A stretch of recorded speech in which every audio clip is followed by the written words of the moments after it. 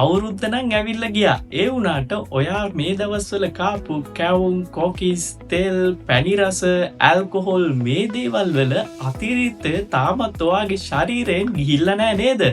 ඉතින් හුඟක් දෙනෙක් වගේ ඔයත් මේ දවස්වල කලින් තිබුණ ඔයාගේ ෆිගර් එක නැති වෙලා මහත් වෙලා බඩ චුට්ටක් ඉස්සරහට ඇවිල්ලා ඇඟට ලොකු අපහසුතාවයකින් ජීවත් වෙන කාල පරාසයක ඉන්නා වෙන්න පුළුවන්. ඉතින් බය වෙන්න එපා. අද මම ඔයාට සතියක් ඇතුළත කොහොමද මේක fully recover කරගන්නේ කියලා සම්පූර්ණයෙන්ම ඔයාලට කියලා දෙනවා. එහෙනම් ඉතින් අපි යමු වීඩියෝ එකට.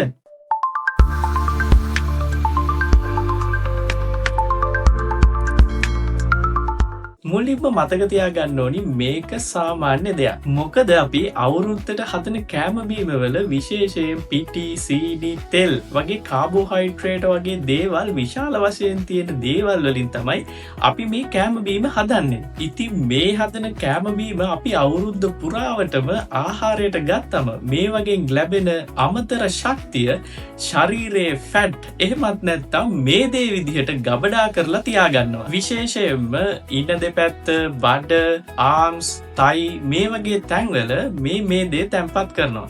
ඉතින් බාහිරයට මුලින්ම අපිට මේ කැතට පේන්න ගන්නේ මේ තැන්පත් කරන මේ දේ තමයි. ඒ වගේම තමයි අක්මාව, අග්න්‍යාසය, මහාන්ත්‍රය, කුඩාන්ත්‍රය වගේ ශරීරයේ අභ්‍යන්තරයේත් මේ දේ තැන්පත් කරනවා. මේක නම් ටිකක් විතර දරුණුයි. මොකද දියවැඩියාව, ෆැටි ලිවර්, හෘද රෝග වගේ දේවල් ඇතිවීමේ අවදානම මේ නිසා වැඩි වෙන්න පුළුවන්. දැනටමත් ඔයාට මේ රෝග තත්ත්වයන් තියෙනවා නම් අනිත් අයට වඩා ඔයා ගොඩක් සැලකිලිමත් වෙන්න ඕනේ.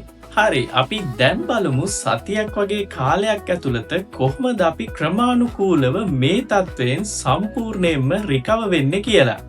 අංක 1. ඔයා මේ සතියේදී කන කෑම ගැන නම් වැඩියෙන් සැලකිලිමත් වෙන්න ඕනි.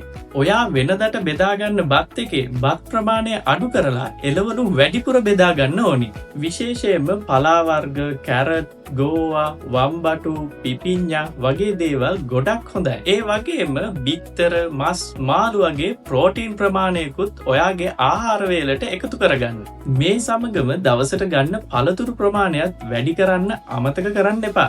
ඒ වගේම ෂණික ආහාර, බේකරි නිෂ්පාදන, පැණිබීම වගේ දේවල් මේ සතිය ඔයා සම්පූර්ණයෙන්ම අයින් කරන්න. අංක 2. අපි ආහාර ගන්න ටයිම් එක. ඉතින් මේ කාරණාව ඇතුළේදී ගොඩක් අය අසාමාන්‍ය විදිහට ඩයට් කරන්න හදනවා. සමහර අය තමන්ගේ ෆැට් ටික ඉක්මනට බර්න් කරගන්න ඕනි කියලා දවස පුරාවටම ඩයට් කරන අය ඉන්නවා. මේ නිසා සමහර වෙලාවට ඒ අයට ગેස්ට්‍රයිටිස් වගේ අතුරු ආබාධ තත්ත්වයන් ඇති වෙන්න පුළුවන්.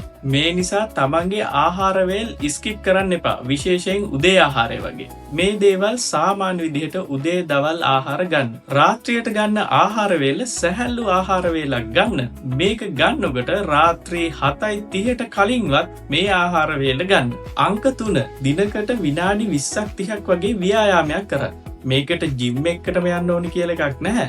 ගෙදර ඉඳලා වුණත් සරල ව්‍යායාමයක් කරන්න. එහෙමත් බැරි නම් ගෙදර තියෙන ඔය පුංචි වැඩ ටිකක් ඔයාගේ ඇඟ මහන්සි වෙලා දාඩිය පොඩ්ඩක් දාන්න ව්‍යායාමයක් කරන්න.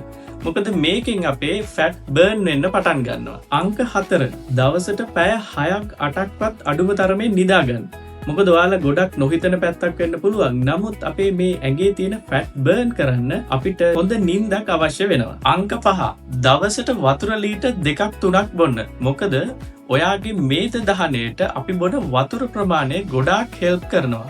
ඒ වගේම විශේෂයෙන් ඔයාට පුළුවන් නම් උදේම නැගිට්ටට පස්සේ මද රස්නේ වතුර වීදුරුවක් හිස් බඩ බොන්න. එහෙනම් ඉතින් අද ඉඳලා වැඩේ පටන් ගන්න. මේක මේ අවුරුදු කාලේ නිසා ඇති වුණ ෆැට් එකට විතරක් නෙවෙයි. අපි හැමෝගෙම සාමාන්‍ය ෆැට් වලටත් මේ කාරණා පහ ෆලෝ කරොත් අපිට සතියක් දෙකක් ඇතුළත මේ ෆැට් එක බර්න් කරගන්න පුළුවන් වෙනවා. ඉතින් අවශ්‍ය වෙන්නේ ඔයාගේ කැපවීම සහ උනන්දුව විතරයි. මොකද අපි කෑම එකක් කන්න හරිම ලේසි. හැබැයි එකෙන් ඇතිවෙන ෆැට් එක බර්න් කරගන්න ටිකක් මහන්සි වෙන්න වෙනවා. ඉතින් කොහොම වුණත් මේ වගේ දේවල් සතියක් දෙකක් ෆලෝ කරලා බලන්න. ඔයාටම ඔයාගේ ඇඟටම මේ දේ හුරු වුණාට පස්සේ ඔයා දිගින් දිගටම ඔයාගේ සෞඛ්‍ය තත්ත්වය පවත්වා ගන්න ඔටෝමැටිකලිම හුරුවේ.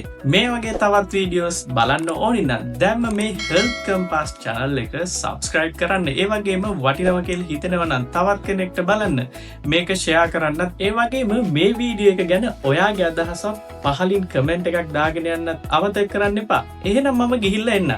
එතෙක් ඔබට නිරෝගී දිවියක්.